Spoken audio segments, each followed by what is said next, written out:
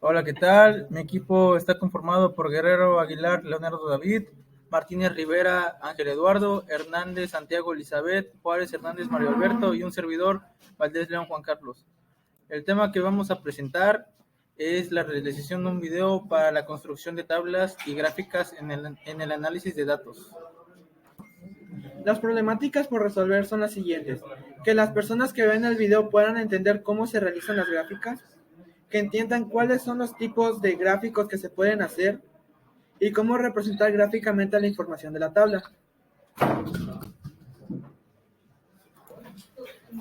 Nuestro objetivo principal es la enseñanza básica de variables discretas, variables continuas en la agrupación, clasificación e interpretación por medio de modelos lógicos matemáticos simples, o sea, todo en base y para un público en general. La justificación del proyecto: debido al tratamiento de datos agrupados y no agrupados dentro de la carrera de electromecánica, se requiere el conocimiento y manejo de técnicas para la interpretación de manejos de lo mismo. Los beneficios son el conocimiento analítico para la realización de tablas y gráficas de datos.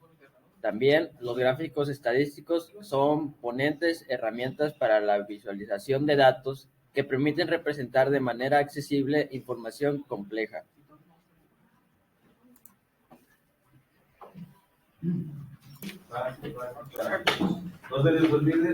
Entrando un poco más en la teoría, los datos agrupados son aquellos que están clasificados en función a un criterio, mostrando una frecuencia por cada clase o grupo formado. Es decir, los datos agrupados están separados por categorías y cada dato u observación solo puede pertenecer a una categoría, no a dos o más.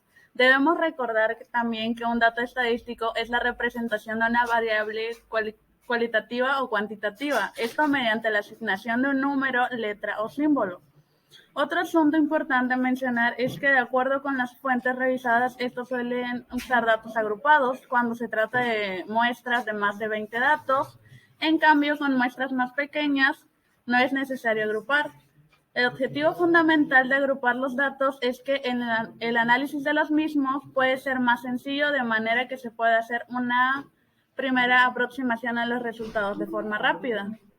Además, la agrupación sirve para elaborar a partir de la información recopilada herramientas visuales como un histograma, polígonos de frecuencia o las tablas de frecuencia. La diferencia entre datos agrupados y no agrupados es que los primeros han sido divididos por categorías. En cambio, los datos no agrupados se presentan tal cual han sido recopilados sin ninguna modificación.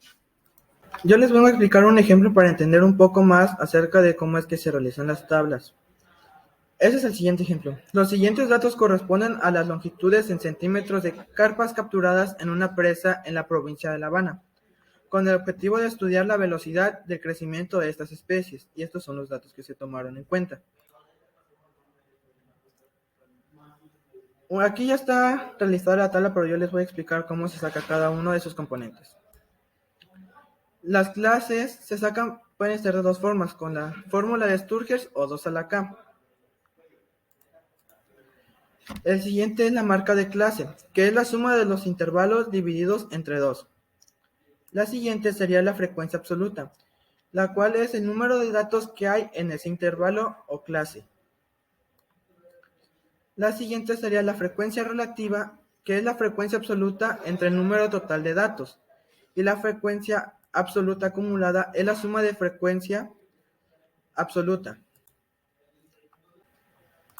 En el histograma se representa en la parte inferior el número de clases o los intervalos, y en el eje de las Y se representa la frecuencia absoluta, que representa cuál es la cantidad de especies que hay en ese rango.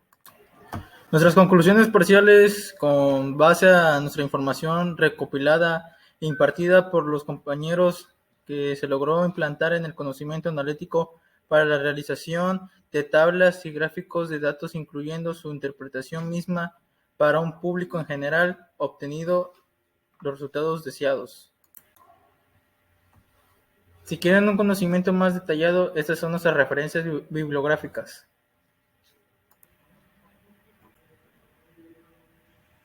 Adjuntamos la fotografía solicitada por el docente.